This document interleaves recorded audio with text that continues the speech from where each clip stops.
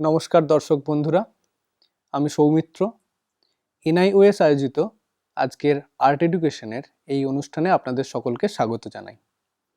আজকে আমরা যে অংশটি পড়ব বা যে অংশটি নিয়ে আলোচনা করব সেটি হলো understanding use of various tools and techniques of evaluation such as checklist, অর্থাৎ মূল্যায়নের কলাকৌশল সম্পর্কে বা কলাকৌশল ব্যবহার সম্পর্কে উপলব্ধি, যা দেখব আমরা চেকলিস্টের সাহায্যে কিভাবে করা যায়।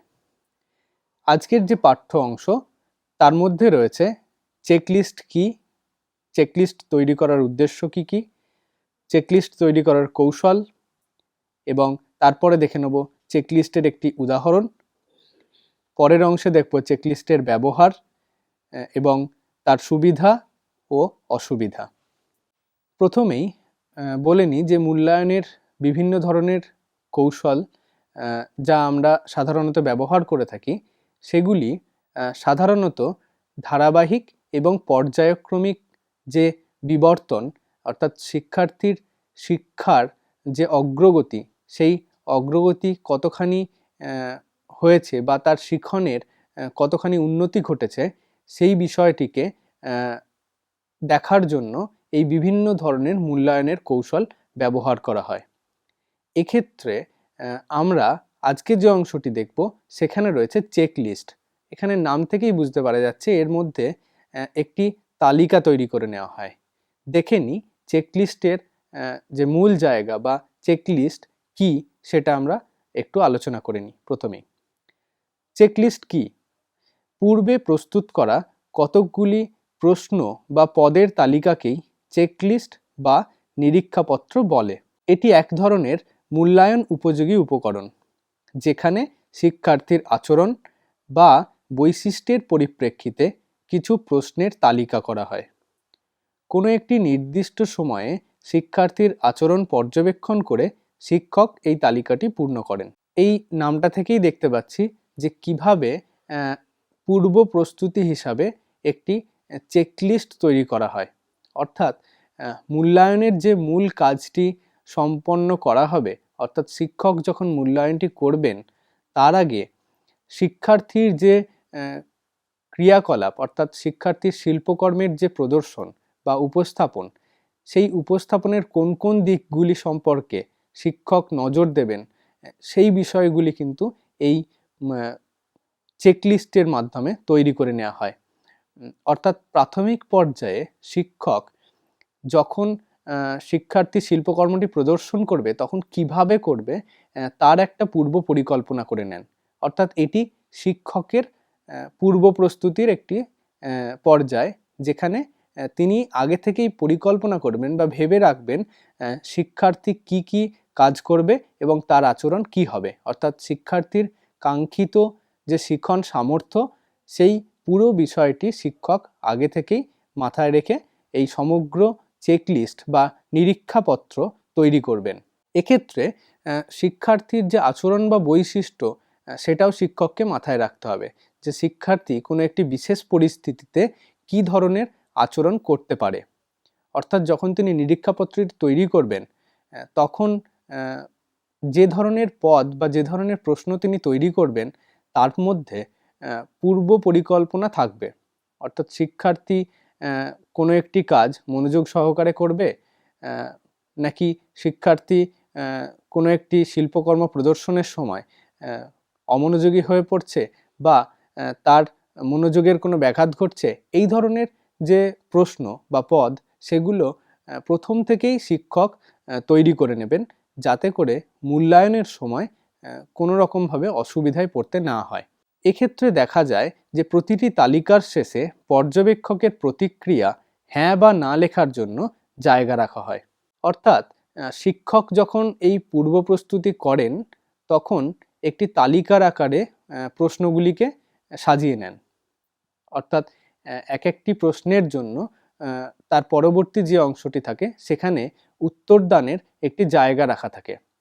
যিনি পর্যবেক্ষক বা যে শিক্ষক বা শিক্ষিকা এই চেকলিস্টের ব্যবহার করবেন, তিনি ওই মূল্যায়ন করার সময় বা শিক্ষার্থীকে পর্যবেক্ষণ করার সময় কোন প্রশ্নের সাপেক্ষে কোন উত্তরটি দেবেন সেটি পাশাপাশি হ্যাঁ বা না আকারে অথবা পর্যাপ্ত কিংবা অপর্যাপ্ত এই আকারে লিখে রাখবেন, যাতে করে সম্পূর্ণ কাজটি করার ক্ষেত্রে একটি নির্দিষ্ট নিয়ম মেনে কাজটি করা যায় এবং কাজটি করতে অধিক সময় না লাগে। অর্থাৎ সময় সংক্ষেপ করার জন্য চেকলিস্ট জাতীয় যে মূল্যায়নের কৌশল তার ব্যবহার করা খুবই উপযোগী। এক্ষেত্রে দেখা যায় যখন একজন শিক্ষক বা শিক্ষিকা তিনি যখন একটি শিক্ষার্থীকে পর্যবেক্ষণ করেন, তখন তার যে বিভিন্ন কাঙ্ক্ষিত আচরণ, তার সাপেক্ষে যে ধরনের প্রশ্ন বা পদ নির্মাণ করেন, সেই পদ বা প্রশ্নগুলি শিক্ষার্থীর যে মানসিকতা বা শিক্ষার্থীর মনস্তত্ত্ব অনুযায়ী বা তার মনস্তত্ত্বকে ছুঁতে পারছে কিনা সেই জায়গাগুলি কিন্তু খুব ভালোভাবেই বিচার করেন এবং তারপরেই প্রতিটি পদকে তৈরি করেন। তো দেখা যাচ্ছে যে প্রথমেই যে কাজটি করা হয় যে একটি তালিকা তৈরি করা হয় এবং সেই তালিকায় কয়েকটি প্রশ্ন থাকে এবং যিনি পর্যবেক্ষক বা যিনি প্রতিক্রিয়া দেবেন তার একটি উত্তরদানের জায়গা থাকে। এর পরের অংশে দেখে নেব যে চেকলিস্ট তৈরি করার উদ্দেশ্য কি কি। চেকলিস্ট তৈরি করার প্রধান উদ্দেশ্য হলো কোনো প্রকল্প সম্পর্কিত বিভিন্ন দিকগুলির প্রতি নজর দেওয়া, যাতে প্রকল্পের গুরুত্বপূর্ণ দিকগুলি কোনো মতেই বাদ না যায়। তাহলে এখান থেকে আমরা দেখতে পাচ্ছি যে এর যে প্রধান উদ্দেশ্য সেটি হলো কোনো একটি প্রকল্প যখন শিক্ষার্থীদেরকে পরিবেশন করতে বলা হবে, তখন সেই প্রকল্পটার যে বিভিন্ন দাবি অর্থাৎ প্রকল্পের যে বিভিন্ন স্তর, সেই স্তরগুলিকে যথাযথভাবে শিক্ষার্থী পালন করতে পারছে কিনা বা তার শিল্পকর্মের মধ্যে দিয়ে বা তার প্রদর্শনের মধ্যে দিয়ে সেই স্তরগুলিতে যথাযথভাবে উত্তীর্ণ হতে পারছে কিনা সেই বিষয়গুলি কিন্তু শিক্ষক আগে থেকেই দেখে রাখবেন এবং যখন তিনি পরিকল্পনাটি করবেন তার প্রধান উদ্দেশ্যই হবে যাতে করে ওই নির্দিষ্ট করে রাখা যে বিষয়, যে প্রকল্পের বিষয়, সেই প্রকল্পের বিষয়গুলির যে নির্দিষ্ট দিক, সেই দিকগুলি যেন কোনো মতেই বাদ না পড়ে যায়। অর্থাৎ প্রকল্পটির যে গুরুত্বপূর্ণ অংশ, সেই গুরুত্বপূর্ণ অংশগুলির কথা মাথায় রেখেই তিনি চেকলিস্টটি তৈরি করবেন। এবার দেখে নিই যে চেকলিস্টে কোন কোন বিষয়গুলি থাকে। যেহেতু আমরা বললাম যে চেকলিস্টের উদ্দেশ্য হলো বিভিন্ন ধরনের যে প্রকল্প, তার যে বিভিন্ন ধরনের দিক, সেই দিকগুলো যাতে কোনো মতেই বাদ না যায়, সেই কারণে প্রকল্প তৈরি করার ক্ষেত্রে বা প্রকল্পের যে চেকলিস্ট তৈরি করা হয় সেই ক্ষেত্রে যে বিষয়গুলির দিকে নজর দেওয়া হয় সেগুলি হলো প্রথমেই সময় নির্ঘণ্ট, অর্থাৎ একটি টাইম টেবিল তৈরি করে রাখা, অর্থাৎ কোন সময়ে মূল প্রকল্পটি উপস্থাপন করা হবে বা কোন সময়ে শিক্ষার্থীর মূল্যায়ন করা হবে, সেক্ষেত্রে চেকলিস্ট কখন ব্যবহার করা হবে সেই সময়টাকে নির্দিষ্ট করে নিতে হবে। এরপরে যে অংশটি আছে সেখানে দেখতে পাচ্ছি 2 নম্বর পয়েন্টে প্রয়োজনীয় সরঞ্জামের তালিকা, অর্থাৎ এই সমগ্র প্রকল্পটি সম্পাদন করতে গিয়ে শিক্ষার্থীদের কোন কোন ধরনের সরঞ্জাম বা প্রয়োজনীয় উপকরণ লাগবে সেই উপকরণগুলির একটি তালিকা তৈরি করতে হবে। এরপরের অংশতে দেখতে পাচ্ছি যে পর্যবেক্ষণ সূচিতে কি কি দেখতে ও জানতে হবে তার উল্লেখ থাকে। এক্ষেত্রে প্রশ্নও থাকতে পারে, অর্থাৎ কোন কোন জিনিসগুলোকে বা কোন কোন দিকগুলোকে পর্যবেক্ষণ করা হবে বা শিক্ষার্থীর আচরণের কোন কোন দিকগুলিকে দেখা হবে বা তার অভিব্যক্তি কি হবে, সেই অভিব্যক্তির দিকগুলিকে অবশ্যই শিক্ষক আগে থেকে বিবেচনা করবেন এবং প্রশ্নের আকারে এই বিভিন্ন দিকগুলিকে তিনি লিখে রাখবেন।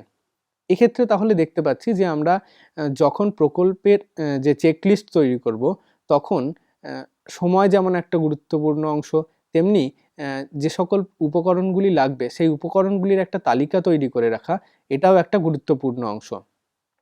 এই যে সময় নির্ধারণ করে রাখা বা তালিকা তৈরি করে রাখা, এগুলোর কেন দরকার হয়? কারণ একজন শিক্ষক যে ধরনের প্রকল্প শিক্ষার্থীদের দিয়ে করাতে চান সেই ধরনের প্রকল্প করার ক্ষেত্রে দেখা যায় যে বিভিন্ন ধরনের উপকরণ যেগুলি শিক্ষক দান করবেন শিক্ষার্থীদেরকে, ওই কাজটি করার জন্য। তো ওই কাজটি করার ক্ষেত্রে যে ধরনের উপকরণগুলি ব্যবহার করা হবে সেই উপকরণগুলি কি কি উপায়ে ব্যবহার করা যায় শিক্ষক সেটা আগে থেকেই বুঝে নেবেন। অর্থাৎ শিক্ষক জানেন যে কোন কোন উপাদানগুলি বা কোন কোন উপকরণগুলি কিভাবে ব্যবহার করা হয়।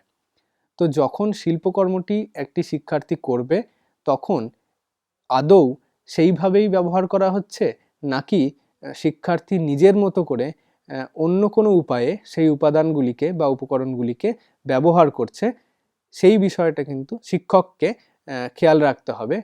এই করতে গিয়ে দেখা যাবে যে শিক্ষক যখন বুঝবেন যে কোন উপকরণগুলি শিক্ষার্থীর শিখনের ক্ষেত্রে কাজে লাগে, সেই উপকরণগুলির থেকেই তিনি বিভিন্ন ধরনের পদ বা প্রশ্ন তৈরি করে নিতে পারবেন, যেগুলি তার চেকলিস্টে তিনি রাখতে পারেন।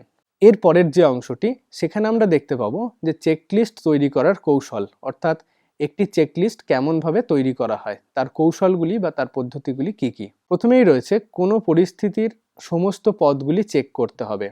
শিক্ষার্থী কোনো প্রকল্পে অংশগ্রহণ করে কিনা তা জানার জন্য পি অর্থাৎ প্রেজেন্ট অথবা ক্রস চিহ্ন দিতে হবে, অর্থাৎ নট প্রেজেন্ট। এক্ষেত্রে আমরা দেখতে পাচ্ছি যে কোনো পরিস্থিতির সমস্ত পদগুলি চেক করতে হবে।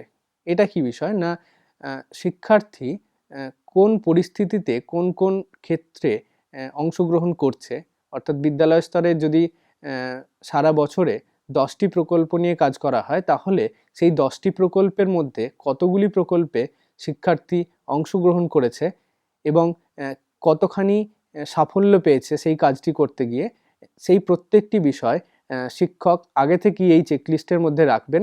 এবং সেক্ষেত্রে তিনি দেখবেন যে শিক্ষার্থী যদি উপস্থিত থাকে বা প্রেজেন্ট থাকে তাহলে সেখানে পি লিখে রাখবেন, আর না হলে ক্রস দিয়ে রাখবেন, অর্থাৎ সেখানে উপস্থিত থাকেনি। এইভাবে দেখা যেতে পারে যে একটি শিক্ষার্থী কতগুলি ক্ষেত্রে বা শিল্প মাধ্যমের ক্ষেত্রে বা শিল্পের প্রকাশের ক্ষেত্রে কতগুলি ক্ষেত্রে তারা পার্টিসিপেট করছে বা অংশগ্রহণ করছে। এর মাধ্যমে শিক্ষার্থী যে বিভিন্ন কাজের মধ্যে অংশগ্রহণ করতে চায় বা তার অংশগ্রহণ করার যে ইচ্ছা, সেটা শিক্ষক বুঝতে পারবেন। এরপরের অংশে আমরা দেখতে পাচ্ছি যে প্রতিক্রিয়া দিতে হবে পর্যাপ্ত অথবা অপর্যাপ্ত কিংবা হ্যাঁ অথবা না এর মাধ্যমে। অর্থাৎ যে ধরনের প্রশ্নগুলি রাখা হবে তার সাপেক্ষে পর্যাপ্ত না অপর্যাপ্ত অথবা হ্যাঁ কিংবা না এই জাতীয় বক্স রাখতে হবে, যাতে করে যখন পর্যবেক্ষক উত্তরটি দেবেন তখন শুধুমাত্র টিক দিয়েই তিনি ওই হ্যাঁ বা না কিংবা পর্যাপ্ত বা অপর্যাপ্ত এই বিষয়টি বুঝিয়ে দিতে পারেন, তাকে যেন অধিক সময় নষ্ট করতে না হয়। পরের অংশটিতে দেখতে পাচ্ছি যে সব পদগুলিকে ধনাত্মকভাবে ব্যক্ত করা যায়। অর্থাৎ যখন আমরা প্রশ্নগুলি তৈরি করব চেকলিস্টের ক্ষেত্রে, তখন প্রত্যেকটি প্রশ্নকেই এমনভাবে সাজাবো যাতে প্রত্যেকটি প্রশ্নই একটা পজিটিভ মিনিং দেবে। সেটা কীরকম না, আমরা এরকমভাবে বলতে পারি যে শিক্ষার্থী কোনো একটি কাজের ক্ষেত্রে মনোযোগী হবে, বা শিক্ষার্থী প্রকল্পটি করতে গিয়ে মনোযোগী ছিল বা ছিল না। এই ছিল কি ছিল না, যখন ছিল বলবো তখন সেক্ষেত্রে দেখা যাবে সেটা একটা পজিটিভ অর্থবোধক, এবং যখন ছিল না বলবো তখন সেটা নেগেটিভ অর্থবোধক।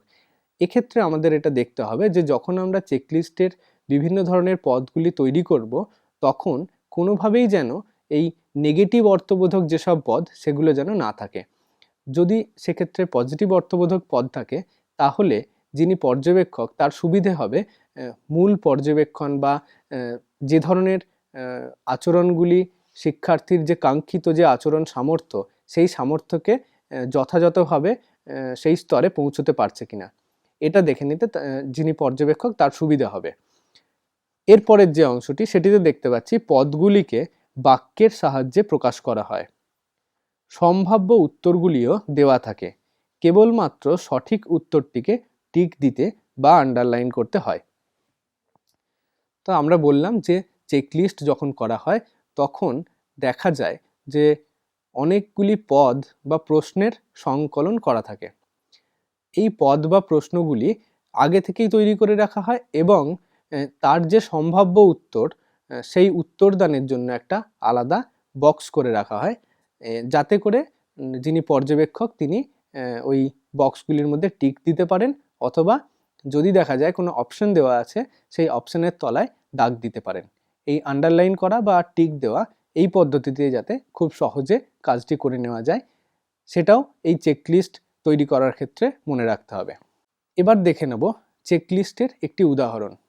আমরা এখানে চেকলিস্টের যে জায়গাটা নিয়ে পড়াশোনা করছি, অর্থাৎ শিক্ষার ক্ষেত্রে যে মূল্যায়ন, সেই মূল্যায়নের উদাহরণ না দিয়ে আমরা অন্য আর এক ধরনের উদাহরণ দিতে পারি, যার সাহায্যে আমরা চেকলিস্ট কিভাবে তৈরি করব সেটার একটা নমুনা পেতে পারি। প্রথমেই দেখে নিই যে চেকলিস্ট কোন কোন ক্ষেত্রে ব্যবহার করা হতে পারে। সাধারণত আমাদের যে ব্যবহারিক ক্ষেত্র, আমরা যেমনভাবে দৈনন্দিন জীবনযাপন করি, সেই দৈনন্দিন জীবনযাপনের ক্ষেত্রেও এই ধরনের চেকলিস্ট তৈরি করে নেওয়া যায়। এই চেকলিস্টগুলো তৈরি করলে কি হয় না, আমাদের যখন আমরা ফিল্ডে নেমে যে কাজটা করি, অর্থাৎ যখন আমরা নির্দিষ্ট স্থানে যেই ক্ষেত্রে আমাদের কাজটি করা প্রয়োজন সেই কাজটি করার সময় দেখা যায় অনেক সুবিধে হয়। তাই জন্য আমরা দেখে নেব যে কোন কোন ক্ষেত্রে, বাস্তব জীবনের কোন কোন ক্ষেত্রে আমরা এই ধরনের চেকলিস্টকে ব্যবহার করতে পারি। প্রথমেই দেখতে পাচ্ছি যে গাড়ি কিনতে, বাড়ি নির্মাণ করতে, বাড়ি ভাড়া নেওয়ার ক্ষেত্রে চেকলিস্ট ব্যবহার করা হয়। অর্থাৎ খুবই যে তুচ্ছতম জিনিসগুলি আমরা দৈনন্দিন জীবনের যাপনের ক্ষেত্রে, যখন আমরা গাড়ি কিনতে চাই বা বাড়ি কিনতে চাই, তখন আমরা কি ভাবে বা কোন কোন দিকগুলির কথা মাথায় রেখে কাজটি করব, সেই চেকলিস্ট তৈরি করার একটি উপায় আমরা এখান থেকে দেখতে পারবো। নিচে একটি বাড়ি ভাড়া নেওয়ার জন্য যে চেকলিস্ট করা হয় সেই রকম একটি কাল্পনিক চেকলিস্ট দেয়া হলো। এক্ষেত্রে আমরা দেখতে পাচ্ছি যে একটি বক্সের সাহায্যে একটি তালিকা তৈরি করা হয়েছে, এবং প্রথম যে কলামটা সেখানে দেওয়া আছে যে প্রশ্ন, এবং তারপরেরটিতে আছে হ্যাঁ বা পর্যাপ্ত, এবং তারপর আছে না বা অপর্যাপ্ত। অর্থাৎ প্রশ্নের সাপেক্ষে যে উত্তর দেওয়ার জায়গা থাকে সেটা আমরা এখানে দেখে নিতে পারছি। এক্ষেত্রে দেখতে পাচ্ছি যে প্রতিটি প্রশ্ন এক একটি বাক্যের সাহায্যে প্রকাশ করা হচ্ছে। আমরা আগেও বলেছি যে যখন কোনো একটি প্রশ্ন বা পদ তৈরি করা হবে তখন সেই পদগুলি বা প্রশ্নগুলি ধনাত্মক হবে, অর্থাৎ সেটার একটা পজিটিভ মিনিং থাকবে, এবং একটি সমগ্র বাক্যে, একটি পূর্ণ বাক্যে এই প্রশ্নগুলি বা পদগুলিকে তৈরি করতে হবে। এক্ষেত্রে আমরা কোথাও কোথাও এই রকমভাবে না করে সংক্ষিপ্ত আকারে পদগুলিকে নির্বাচন করেছি।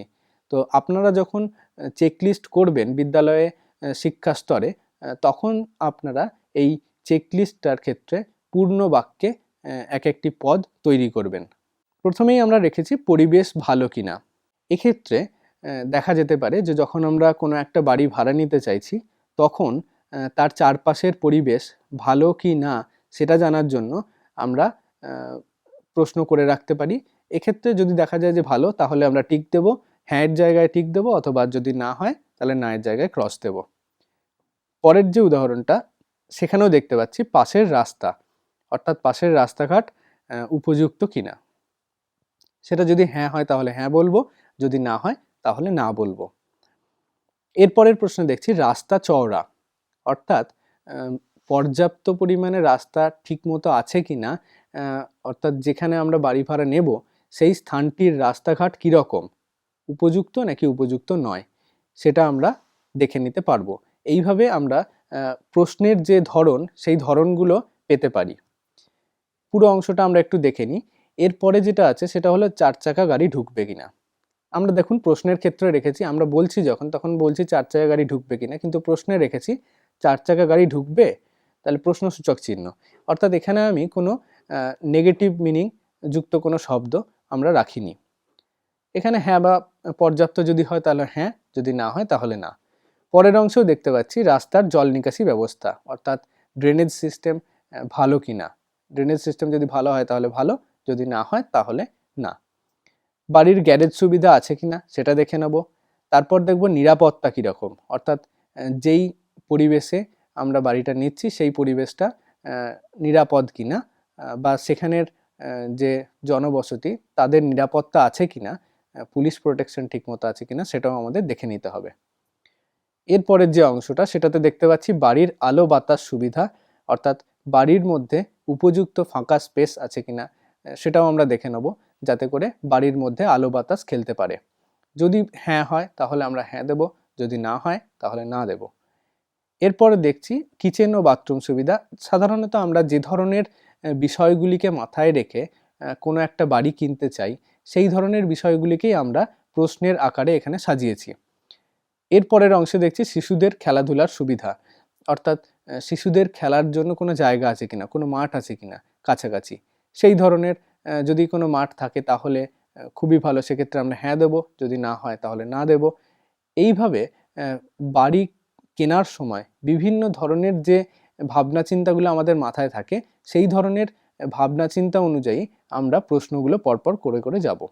এরপরে আরও দুটো আমরা প্রশ্ন রেখেছি, যেখানে দেখতে পাচ্ছি বাড়িওয়ালার আচরণ ভদ্র কিনা। অর্থাৎ খুব সাধারণভাবেই আমরা যখন কোনো বাড়ি বা ফ্ল্যাট কিনতে যাই তখন দেখা যায় যে, ফ্ল্যাটের ক্ষেত্রে হয় না, সাধারণত বাড়ির ক্ষেত্রেই হয়, যে বাড়িওয়ালা যিনি তার আচার আচরণ ঠিকমতো আছে কিনা, অর্থাৎ বাড়িওয়ালাদের সাথে তার আচরণ ভালো হবে কিনা সেটাও আমরা দেখে নেওয়ার চেষ্টা করি। এবং পরের অংশে দেখতে পাচ্ছি যে বাচ্চাদের বিদ্যালয়ে যাওয়ার সুবিধা, যেটা আমাদের প্রাথমিক পর্যায়ের একটা ভাবনার বিষয়, যে কাছাকাছি আমরা তো এখন দেখতে পাই যে 1 কিলোমিটারের মধ্যে, 1 কিলোমিটার রেডিয়াসের মধ্যে কোনো স্কুলে শিক্ষার্থীদের ভর্তি করতে হয়। সেক্ষেত্রে সন্তানকে ঠিকমতো সময়ে স্কুলে পৌঁছে দেওয়া যাবে কিনা, বা তার বিদ্যালয়টা 1 কিলোমিটার রেডিয়াসের মধ্যে কিনা সেটাও আমাদের দেখে নিতে হয়। সেক্ষেত্রে যদি উপযুক্ত হয় তাহলে আমরা হ্যাঁ লিখব, যদি না হয় তাহলে না লিখব। এবার আমরা দেখে নিই যে কিভাবে চেকলিস্টের মূল্যায়ন করা হবে। যদি হ্যাঁ বা পর্যাপ্ত এবং না বা অপর্যাপ্ত দুটি ক্ষেত্রেই 5 নম্বর করে থাকে, তাহলে পর্যাপ্ত ক্ষেত্রের যদি উত্তর 9টি ঠিক হয় এবং অপর্যাপ্ত উত্তর যদি 3টি হয়, অর্থাৎ 3টি যদি ভুল উত্তর হয়, তাহলে দেখা যাচ্ছে যে 9 গুণিত 5 মানে হচ্ছে 45 এবং 3 5 15, অর্থাৎ 45 - 15 অর্থাৎ 30। এই 30 পজিটিভ গুণ দিচ্ছে, অর্থাৎ এই 30 অর্থাৎ আমাদের যে পজিটিভ দিক সেটা অনেক বেশি। এক্ষেত্রে এই সমীকরণের মাধ্যমে তাই সিদ্ধান্ত করা যায় যে বাড়িটি ভাড়া নেওয়া যায়। তো আমরা যখন চেকলিস্ট করব তখন প্রত্যেকটি প্রশ্নের বা প্রত্যেকটি পদের সাপেক্ষে একটি নির্দিষ্ট নাম্বার দিয়ে রাখব, অর্থাৎ সেটা 5 হতে পারে বা 10 হতে পারে। নির্দিষ্ট কোনো একটা নাম্বার দিয়ে রাখলে আমরা যখন চেকলিস্টের সাহায্যে মূল্যায়ন করব তখন কতটা অংশ হ্যাঁ হলো এবং কতটা অংশ না হলো, এই দুটির সাহায্যে আমরা বুঝে নিতে পারবো যে শিক্ষার্থীর শিখন কতখানি উপযুক্ত হয়েছে, অর্থাৎ শিক্ষার্থী শিখনের দিকে কতটা এগিয়েছে, নাকি শিক্ষার্থীর শিখন ঠিকমতো হয়নি, তার শিখনের এখনও ত্রুটি আছে। অর্থাৎ সেক্ষেত্রে পজিটিভ রেজাল্ট এবং নেগেটিভ রেজাল্ট দুটোই আমরা পেয়ে যাব।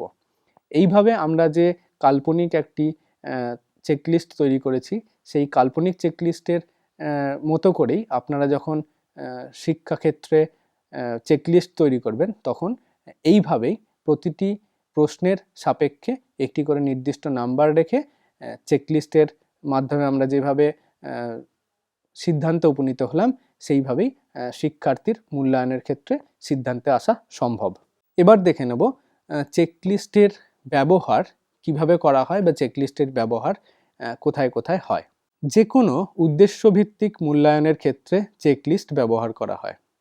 তো আমরা আগেও বলছি যে চেকলিস্টের ক্ষেত্রে সাধারণত একজন শিক্ষক পূর্ব পরিকল্পনা থেকে এই চেকলিস্টটিকে তৈরি করেন। তাহলে বলাই যায় যে এই যে চেকলিস্ট তৈরি করা হচ্ছে সেটি একটি উদ্দেশ্যমূলক চেকলিস্ট। কেননা শিক্ষার্থীর যে শিখন সেটা আদৌ কতটা সাকসেসফুল হলো বা কতটা পরিণতি পেল সেটা দেখা তো আমাদের এখানে উদ্দেশ্য, বা যদি সেটা না হয় তাহলে শিখন সামর্থ্যের কোথাও ব্যাঘাত ঘটলো কিনা সেটাও এখান থেকে আমরা পেতে পারি।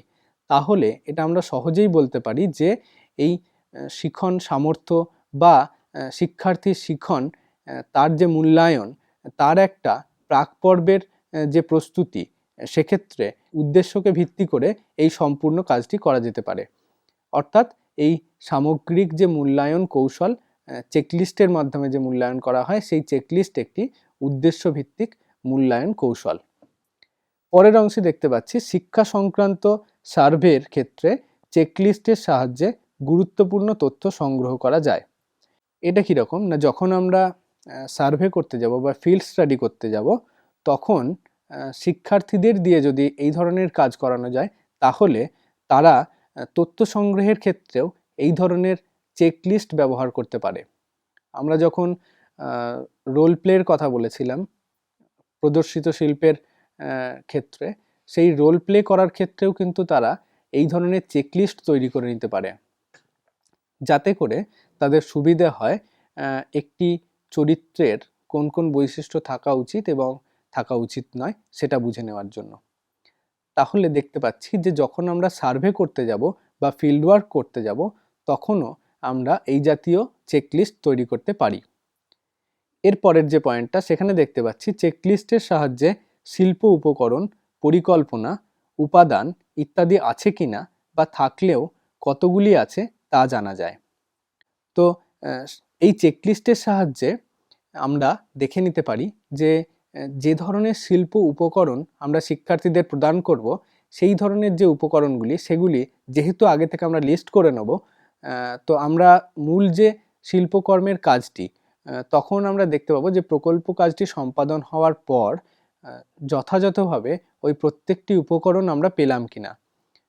অর্থাৎ যদি আমরা লিস্ট করে নিই যে উপকরণ কটি ছিল, সেই উপকরণগুলি ঠিকমতো বা সঠিক সংখ্যায় ফেরত এলো কিনা সেটাও আমাদের বোঝা সম্ভব। আবার কিভাবে পরিকল্পনাটি করেছিলাম এবং প্রকল্পটি কিভাবে রূপায়িত হলো, তার মধ্যে হয়তো দেখা যেতে পারে অনেক সময় যে একটা ফারাক তৈরি হয়ে যায় বা পার্থক্য থেকে যায়। তো সেক্ষেত্রে আমরা এই পার্থক্যটা কেন হলো তার কারণটাও আমরা বুঝে নিতে পারি এই চেকলিস্টের সাহায্যে। এরপরের যে পয়েন্ট, সেখানে আমরা দেখতে পাচ্ছি যে পর্যবেক্ষণ থেকে প্রাপ্ত আচরণগুলি নথিভুক্ত করা যায়। এটা কীরকম না, আমরা যেহেতু চেকলিস্টের মাধ্যমে কিছু প্রশ্ন এবং উত্তর দানের একটা জায়গা রাখছি, সেহেতু প্রত্যেকটা চেকলিস্টকেই আমরা প্রতিটি শিক্ষার্থীর অনুযায়ী বা প্রত্যেকটা শিক্ষার্থীর জন্য এক একটি চেকলিস্ট আমরা তৈরি করতে পারি।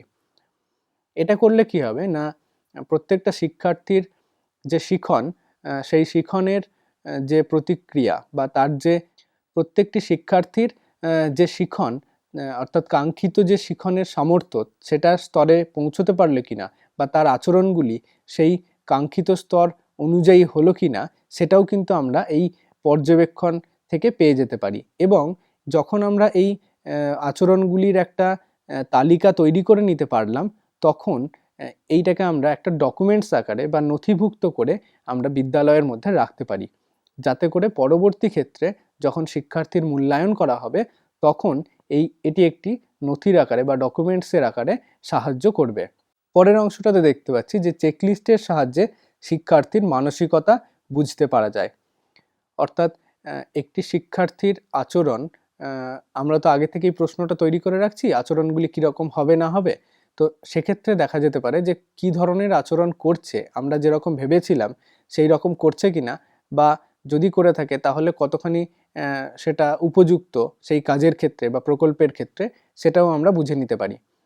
এক্ষেত্রে দেখা যায় যে শিক্ষার্থীর যে ধরনের আচরণ আমরা ভেবেছিলাম সে ধরনের আচরণ সাধারণত করে না। যদি না করে থাকে তাহলে আমরা এইটা বোঝার চেষ্টা করব যে কেন করছে না, সেই ধরনের আচরণটি কেন ঘটছে না। যদি আমরা বুঝে যাই যে কেন ঘটছে না, তাহলে আমরা ওই সমস্যাটি বা শিক্ষার্থীর যে ওই আচরণগুলি করার ক্ষেত্রে যে সকল বাধা, সেই বাধাগুলোকে আমরা সরিয়ে ফেলতে পারি। এইভাবে আমরা একটি শিক্ষার্থীর যে মানসিকতা বা শিশু মনস্কতা বা চাইল্ড যে সাইকোলজি, সেই সাইকোলজির স্তরগুলো আমরা বুঝে নিতে পারি। এর পরের অংশে আমরা দেখব শ্রেণীকক্ষে শিক্ষার্থীর প্রতিক্রিয়া, আগ্রহ, কর্মের ইচ্ছা, সক্রিয়তা ইত্যাদি সম্পর্কে জানা যায়।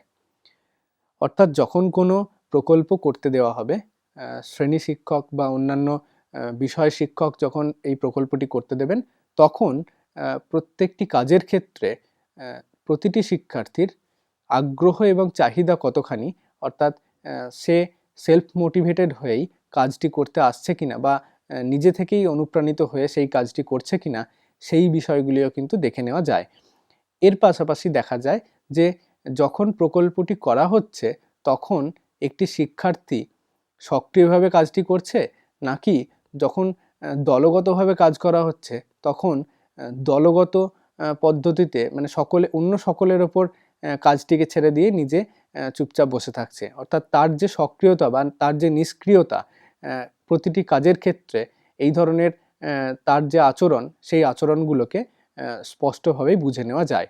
এরপরের অংশটিতে আমরা দেখতে পাচ্ছি এর সাহায্যে শিক্ষক শিক্ষার্থীর সম্পর্ক বুঝতে পারা যায়।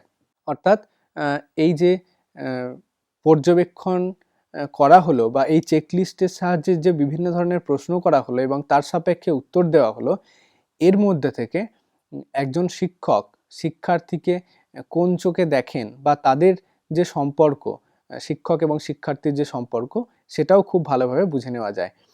এবং একজন শিক্ষার্থীর ক্রিয়াকলাপ সেটা শিক্ষক কতখানি তাৎপর্যপূর্ণভাবে গ্রহণ করছেন, সেই বিষয়গুলিও এই পর্যায়ের একটা আলোচনার বিষয়। তাহলে আজকে আমরা যে অংশগুলি দেখলাম তার মধ্যে দেখতে পেলাম যে চেকলিস্ট কি এবং চেকলিস্ট তৈরি করার যে উদ্দেশ্য সেগুলি কি কি, তার বিভিন্ন ধরনের কৌশল কি কি, এবং একটা উদাহরণের সাহায্যে আমরা পুরো বিষয়টিকে বোঝার চেষ্টা করলাম ব্যবহারিক ক্ষেত্রে কোন কোন কাজে আমরা এই ধরনের চেকলিস্টের প্রয়োগ করতে পারি এবং চেকলিস্টের যে নানান রকম সুবিধা এবং অসুবিধা, এই জায়গাগুলো আমরা আজকের আলোচনার মধ্যে দিয়ে দেখতে পেলাম। Thank you.